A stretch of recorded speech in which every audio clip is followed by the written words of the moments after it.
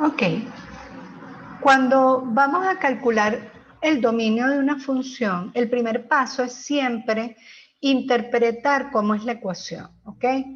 Yo hace un buen tiempo generé una pauta de interrogación que ayuda a los estudiantes a entender cómo deben desglosar la ecuación y cómo deben analizarla, ¿ok? Esta pauta la generé hace unos cuantos años y probándola con los estudiantes la fui puliendo y funciona bastante bien cuando los alumnos la utilizan. ¿Okay?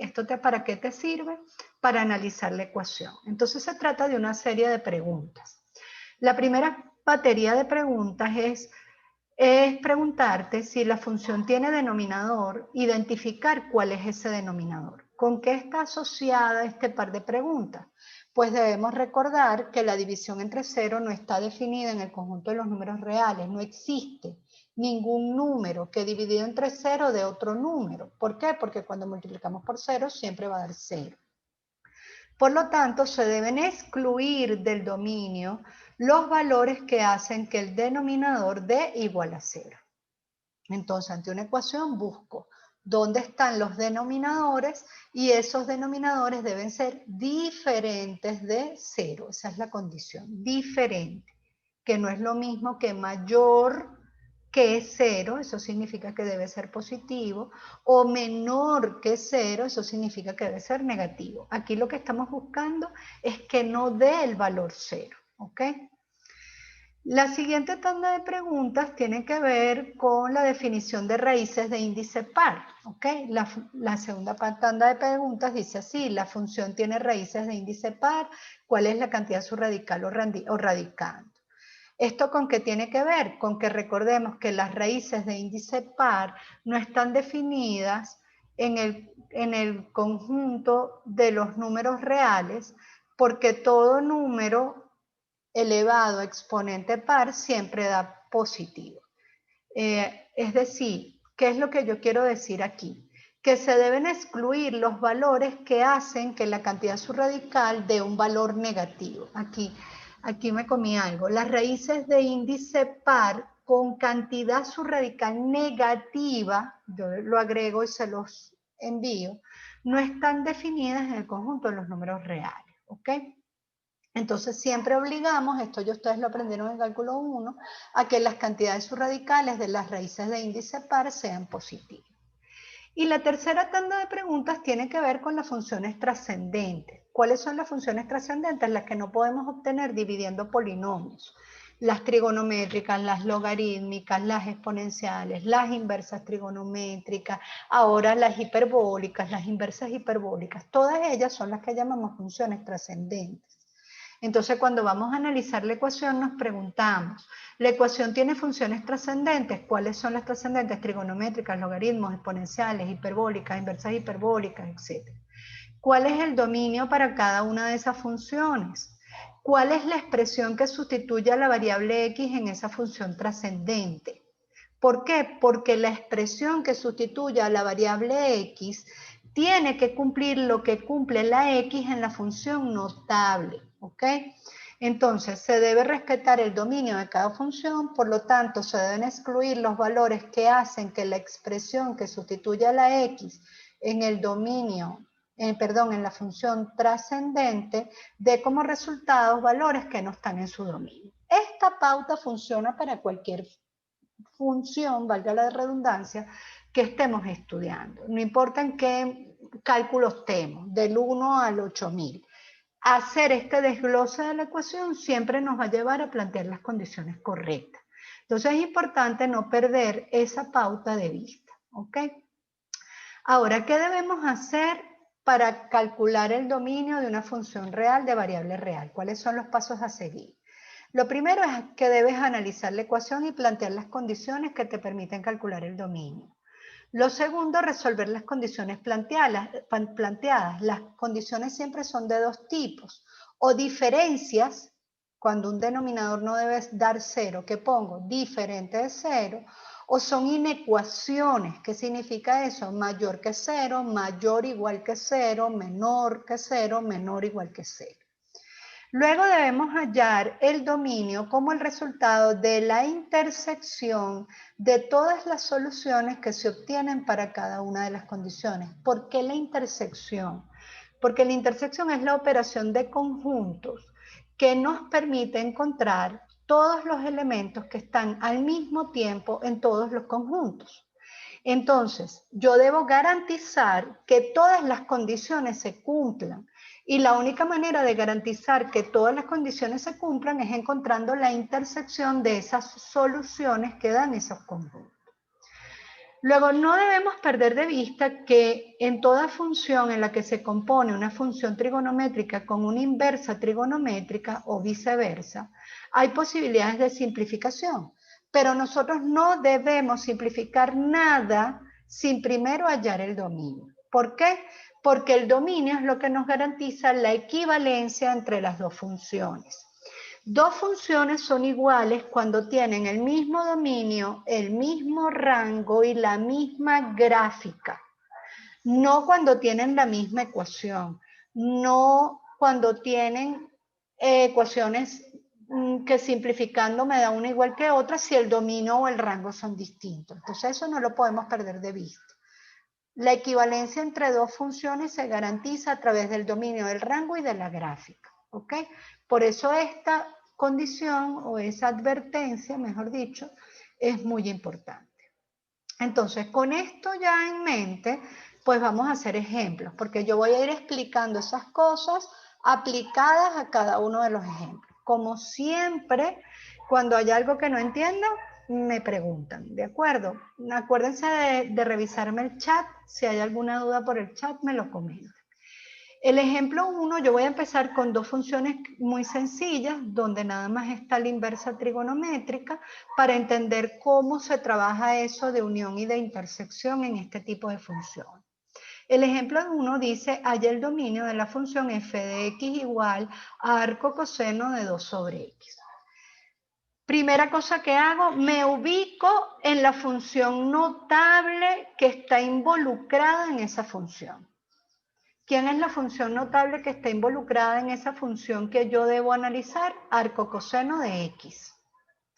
¿Qué sabemos del arco coseno? Que esa es su gráfica, que su dominio está entre menos 1 y 1 y que su rango va de 0 a pi. Quiere decir, este punto que está acá arriba, si yo le busco la ordenada, es pi.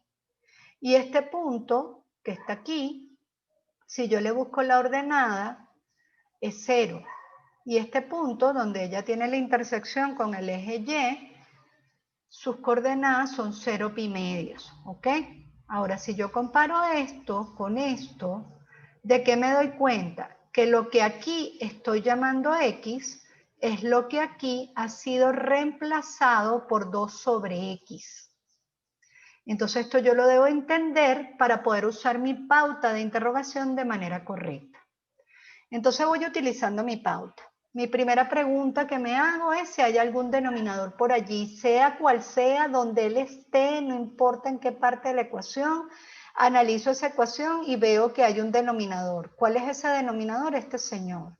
Ese denominador es X. ¿Qué debe cumplir esa X? Debe ser diferente de 0. Ok, ahí está mi primera condición. Luego, segundo análisis que hago.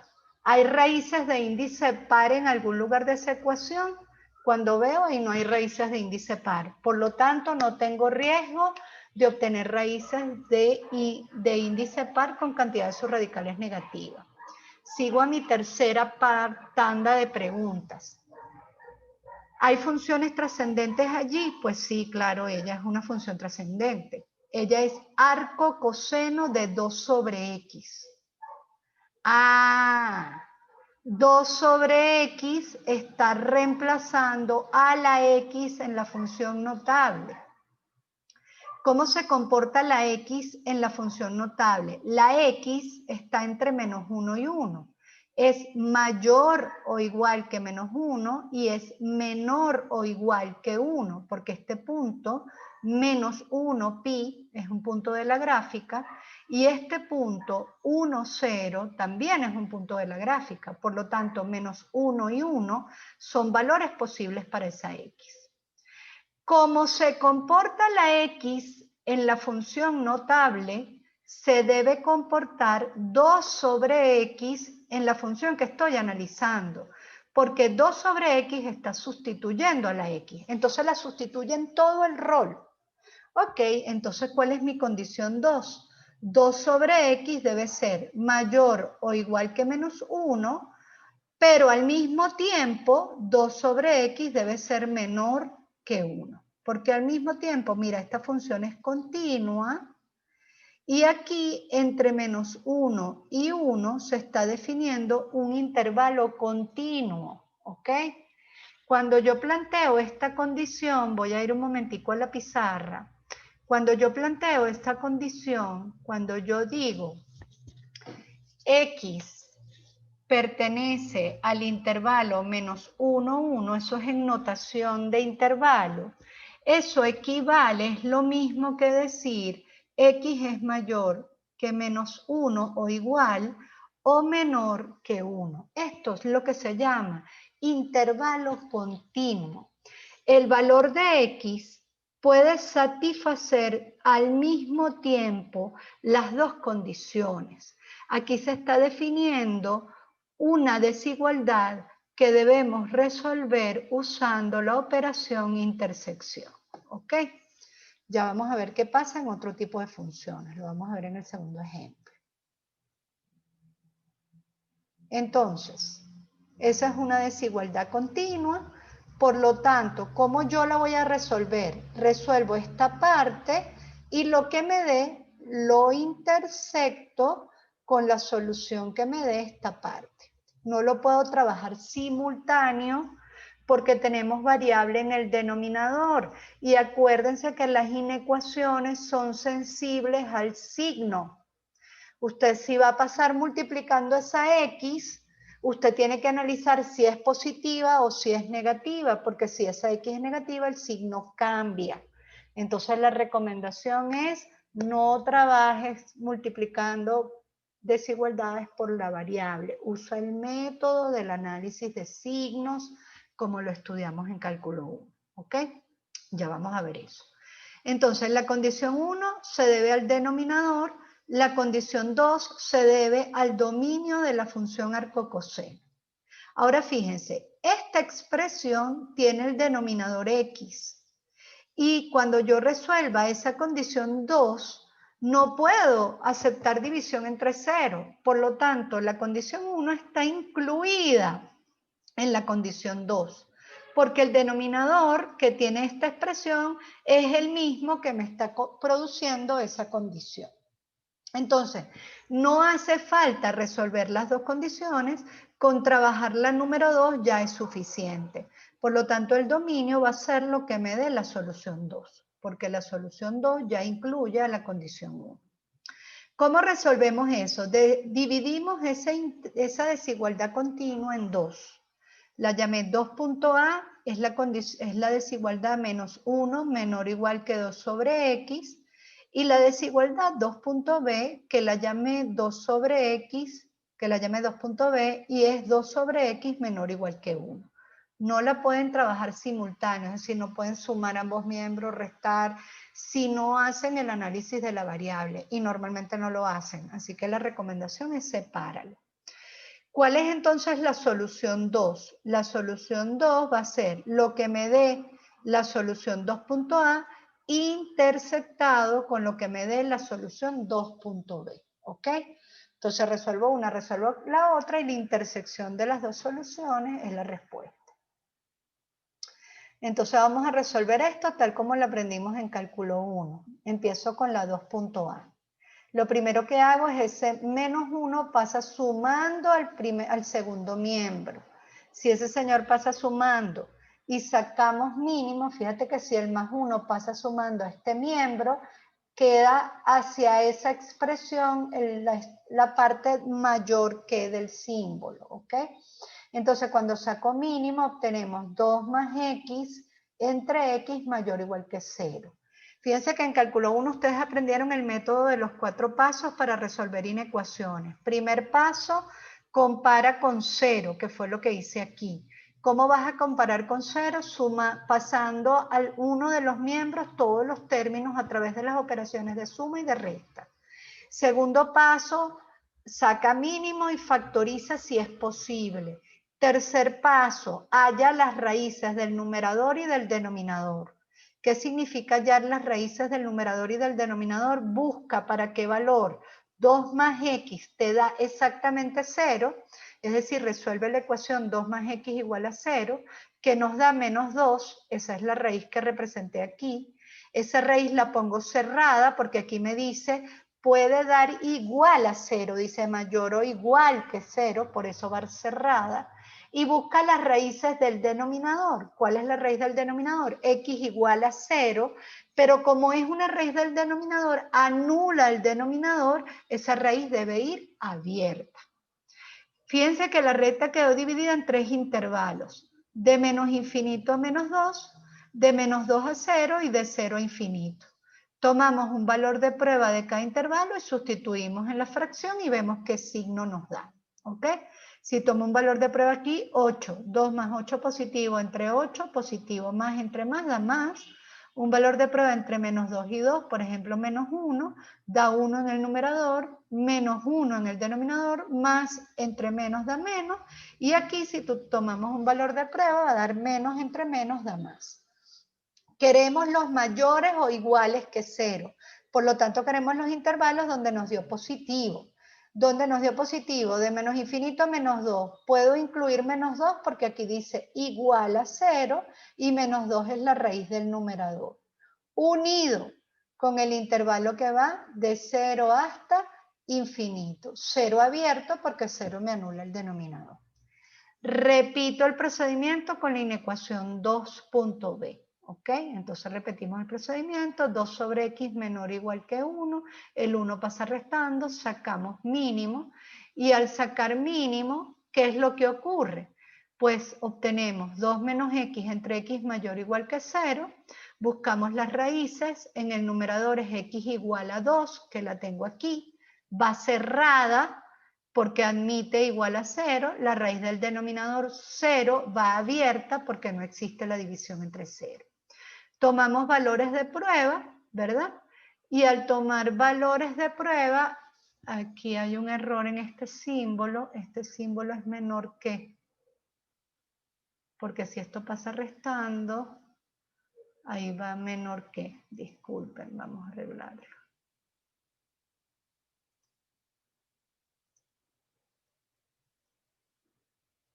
Aquí va menor o igual que.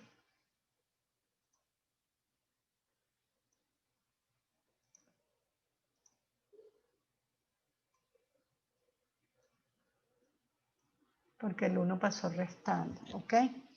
Entonces tomamos valores de prueba y al tomar valores de prueba, fíjense que aquí la x está negativa, por lo tanto en este intervalo, si yo tomo un valor de prueba, por ejemplo 8, 2 menos 8 da negativo, entre 8 da positivo, menos entre más da menos. Un valor de prueba entre 0 y 2, por ejemplo 1 va a dar positiva esa división, y un valor de prueba de menos infinito a 0, cualquier valor negativo, 2 por 2 menos 10, por ejemplo, entre menos 10, va a dar negativo. Queremos los menores o iguales que 0, por lo tanto vamos a tomar los intervalos donde nos dio negativo. De menos infinito a 0, abierto porque 0 anula el denominador, y de 2 cerrado hasta el infinito. De 2 cerrado hasta el infinito, porque el 2 anula el numerador y la posibilidad de igual a 0 es válida. ¿Ok?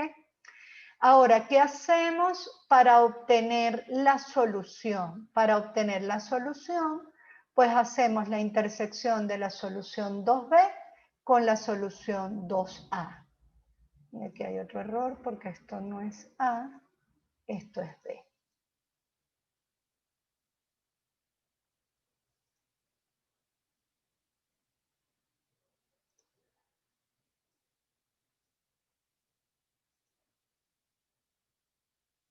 ¿Ok? Entonces, cuando hacemos la intersección de la solución 2A con la solución 2B, pues lo azul es de menos infinito a menos 2, de menos infinito a menos 2, hasta aquí, y de 0 al infinito, y luego de menos infinito a 0, de menos infinito a 0, y de 2 al infinito. Puse los colores invertidos. Donde hay intersección, donde se coloreó de verde, ¿ok? Una solución la puse en amarillo y la otra la puse en azul. Donde hay intersección, donde se coloreó de verde. Es decir, el resultado de esa intersección es x pertenece de menos infinito a menos 2 cerrado, unido con 2 cerrado hasta el infinito. Ese va a ser el dominio para esa función. ¿Qué significa eso? Cualquier número que nosotros tomemos en el intervalo de menos infinito a menos 2 metido acá adentro, va a hacer que esa división dé como resultado un número en el dominio del arco coseno. Por ejemplo, si yo tomo menos 4, arco coseno de 2 entre menos 4 me da menos 1/2. Arco coseno de menos 1/2. Menos 1/2 es un valor en el dominio.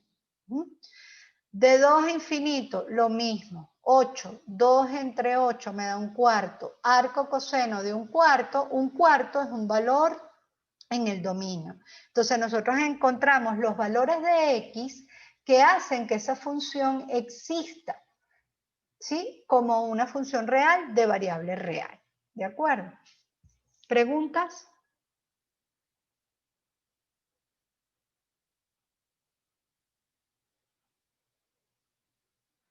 Ok, entonces ahora les pregunto yo a ustedes.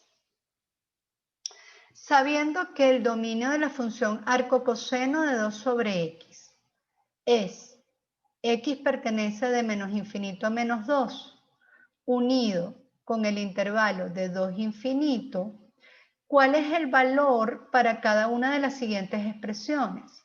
F de menos 2, F de menos 4, F de raíz de 2, de 2 raíz de 2, perdón. Recuerda qué significa. La expresión arcocoseno de x se puede traducir como la siguiente pregunta. ¿Cuál es el ángulo entre 0 y pi cuyo coseno vale x? Esto transfiérelo a esta situación con esta función.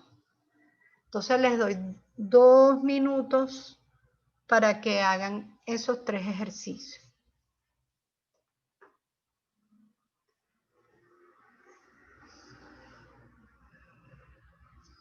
El primero, f de menos 2. Calculen f de menos 2. Pueden escribir por el chat de aquí de Zoom su respuesta.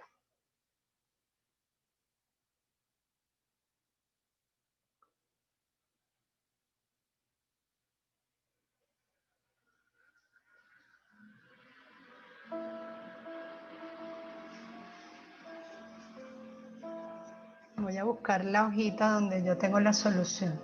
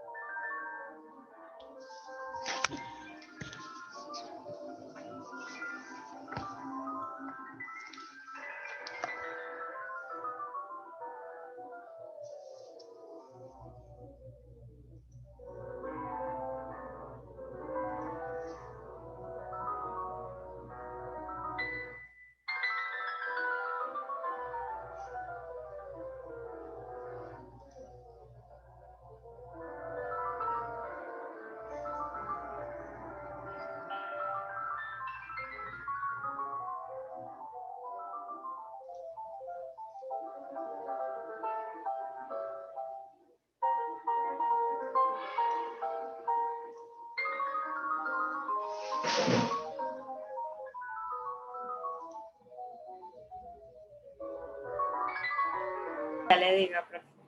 Ya le digo. ¿Qué hiciste? Dime paso a paso. Si quieres encender la cámara, y presentas tu resolución como tú quieras. Ok. Bueno, primero puse en la X el valor de -4. Ajá, pusiste en la X el valor de Ajá. -4, tomaste ese -4 y lo sustituiste aquí en la X. Exacto. ¿Y qué te dio?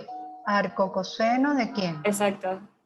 Me dio arco coseno de -1/2 Ajá. y lo puse en la calculadora y me dio 2 pi, Ah, 2 pi tercios. y si no tenemos calculadora, ¿cómo lo podemos explicar con esta función? Acuérdense que ustedes no van a estar a distancia eternamente. Entonces hay apoyos que ustedes tienen ahora que después no van a tener. Entonces ustedes tienen que construir una base de conocimientos sólidos, porque si no, ay Dios mío, lo voy a ver sufriendo. Si yo Profe, no tengo calculadora, ¿cómo lo explico? ¿Quién me habla? profe, yo, Sebastián, ahí Sebastián. por lo menos yo lo supe porque son ángulos notables, pues. Ajá. Claro, es que están intencionalmente puestos para que sean ángulos notables. Pero ¿por qué es 2 pitercios y no menos pitercios? Esa es una pregunta que yo me haría. ¿O por qué es 2 pitercios y no 4 pitercios? Porque 4 pitercios no, es 3, 6, 8. Sí, 4 pitercios. Eso es porque el una... ángulo está entre cero, el ángulo está entre 0 y pi, se supone, ¿no? Muy bien, esa es la respuesta. Acuérdense que las funciones reciben números y los transforman en otros números, ¿ok? ¿Qué hace la función arcocoseno? Recibe números que están entre -1 y 1 y los transforma en números que están entre 0 y pi. Por lo tanto, todas las respuestas a través del arcocoseno deben ser ángulos que están entre 0 y pi. No me puede dar otro valor que no esté en ese intervalo. Y ojo, no puedo trabajar con grados. Tengo que trabajar con radianes, porque los grados no están en el sistema decimal. Los grados son números en el sistema sexagesimal, van de 60 en 60. Entonces son sistemas no compatibles. Entonces ustedes, todas sus respuestas deben estar a la luz de las funciones notables. Evidentemente aquí yo no puedo obtener un número que se salga de ese rango. Entonces la respuesta al número 1, como pusieron en el chat, es pi, es correcto. La respuesta al número 2 es 2 pi tercios. Y la respuesta al número 3 es pi cuartos. Todos valores dentro del rango de las funciones notables, de las funciones trigonométricas inversas. Fíjense que si nosotros no tuviéramos esta función, para cada una de esas expresiones habría infinitas respuestas, porque las funciones trigonométricas son periódicas. Por eso agradecemos que estén definidas las funciones inversas como funciones. Entonces siempre nosotros debemos nuestras respuestas obtenerlas a través del dominio y del rango de esa función notable. Por eso es que planteamos 2 sobre x entre -1 y 1, incluyéndolos, y por eso es que el resultado para estas expresiones no se puede salir del intervalo de 0 a pi. ¿Ok? ¿Entendido? ¿Alguna pregunta? Profe, uno con el gráfico se puede guiar también para saber cuánto es Y, ¿verdad? Sí, es que mira, ustedes como ingenieros, uno de los aprestos que tienen que desarrollar es la comprensión de los gráficos. Si ustedes empiezan a entender esos gráficos a partir de las funciones notables, ustedes tienen el 50% del camino ganado para todos estos análisis. ¿Ok? ¿Sí? Entonces, lo que aquí yo llamo X para esta función es 2 sobre X. O sea, 2 sobre X está sustituyendo a esta X en esa función. Cómo se comporta ella, se debe comportar ella. ¿Sí? Lo que yo aquí llamo f de x es lo que aquí llamo y. Entonces, si y está entre 0 y pi, el resultado de f no puede estar fuera de ese rango, de 0 a pi. ¿Ok? Y así para todas las funciones. ¿Entendido? ¿Alguna otra pregunta? Ok, vamos ahora a ver el segundo ejemplo. Voy a poner esto así para que me estorbe menos. En el segundo ejemplo dice, halla el dominio de f de x igual a arco cosecante de 1 sobre x menos 2. Vamos a recordar cómo es la función arco cosecante. Y igual a arco cosecante de x, que es la ecuación explícita, equivale a decir cosecante de y igual a x, que sería la ecuación implícita. Es ella misma, pero aquí está despejada la y, mientras que aquí está despejada la x. ¿Cómo se comporta ella? Mira. X pertenece de menos infinito a menos 1 cerrado, que es esta rama de la curva. La X toma valores desde menos infinito hasta menos 1 en este punto, unido con 1 hasta el infinito, esta rama de la curva. Fíjense que este punto 1 pi medios es este señor de la curva. Miren qué es lo que pasa aquí. Mucha atención. Fíjense qué es lo que pasa aquí. En este pedazo y en este pedazo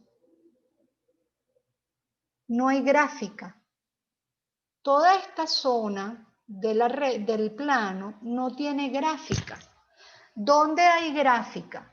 Hay gráfica de menos infinito a menos 1 y de 1 infinito. Fíjense que esa curva está rota. ¿Cómo es el dominio? El dominio es un conjunto disjunto. No lo puedo escribir en una desigualdad continua como en el ejemplo anterior. Dice de menos infinito a menos 1 unido con 1 infinito. Dos tramos distintos. Estos valores valen y estos también valen. ¿Y quién es el rango? De menos pi medio a 0 abierto hay una asíntota y de 0 abierto hasta pi medios. Esa curva tiene una asíntota horizontal. Ok, teniendo esta claridad de esta gráfica, vamos entonces a analizar a esta señora y a plantear las condiciones. Primero, ¿hay algún denominador por allí? Sí, ese señor. ¿Qué debe cumplir ese denominador? X debe ser diferente de 0. La primera condición. Luego, ¿hay raíces de índice par? No hay. Por lo tanto, eso lo descartamos. ¿Hay funciones trascendentes? Sí, ella misma es una función trascendente. ¿Quién sustituye a la X en ella? La expresión 1 sobre X menos 2 está sustituyendo a la X de la función notable. Como se comporta la X de la función notable, se debe comportar la resta 1 sobre X menos 2. Entonces planteamos, 1 sobre X menos 2 debe ser menor o igual que menos 1. O sea, sirven estos valores. Menor o igual que menos 1. O hay una disjunción, es un conjunto disjunto, una disyunción. 1 sobre X menos 2 debe ser mayor o igual que 1. O me sirve que la X esté aquí para que me dé esta parte de la gráfica. No lo puedo escribir en un intervalo continuo, sería un error de ortografía. Porque si yo lo escribo continuo, es decir, el número tiene que ser al mismo tiempo más pequeño que menos 1 y más grande que 1. Me estoy contradiciendo. Si es más pequeño que menos 1, es negativo, menor que menos 1. Y si es más grande que 1, no puede ser a la vez menor que menos 1. Por eso no se puede escribir continuo como si se podía escribir continuo en el ejemplo anterior. Es un error ortográfico. Cuidado. Cuando esto ocurre, la solución se encuentra por unión, porque esto sirve y esto también sirve, entonces lo reunimos. Estos valores unidos con estos valores me dan el total de esa gráfica. ¿Cuándo vamos a usar unión? Cuando el dominio es un conjunto disjunto, cuando la gráfica está rota. En otras palabras, eso te va a pasar con el arco cosecante y el arco secante. ¿Ok? Entonces resolvemos esas dos condiciones por separado y el dominio final es la unión de ellas dos. Entonces vamos a ver, 2.a, pues 1 menos x menos 2 menor que menos 1, ese señor 1 pasa sumando y sacamos mínimo, me da menos 1 menos x entre x, las raíces son 1 que va cerrada porque es raíz del numerador, 0 que va abierta porque es raíz del denominador. Estudiamos los signos y queremos los menores o iguales que 0. Me dio negativo de menos infinito a 0, por lo tanto es solución porque ahí es negativo, es menor que 0. 0 abierto porque anula el denominador, unido con 1 infinito, 1 cerrado porque anula el numerador y va de 1 infinito porque es donde me dio negativo. Hacemos exactamente lo mismo con la parte 2.b, 1 sobre x menos 2 mayor o igual que 1, sacamos mínimo y eso nos da 1 menos 3x sobre x mayor o igual que 0, buscamos las raíces que son 0 abierta porque es raíz del denominador, 1/3 que es este señor que está aquí, este punto va cerrado porque es raíz del numerador, estudiamos los signos y tomamos donde nos dio positivo. ¿Dónde nos dio positivo? De 0 a 1/3. ¿Cuál va a ser el dominio? Pues agarramos la solución B y la unimos con la solución A. Por lo tanto, el dominio es de menos infinito a 0, unido con 0 a 1/3, unido con 1 infinito. Cerrado en 1/3 y cerrado en 1.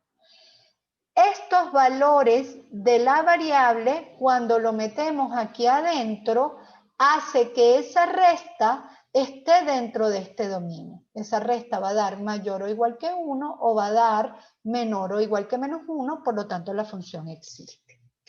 Vamos a volvernos a conectar, vamos a finalizar aquí, vamos a volvernos a conectar y vamos a tratar de entrar por el enlace anterior, por el mismo enlace, a ver si nos deja. Por el de la primera conferencia. El de la primera conferencia, exacto.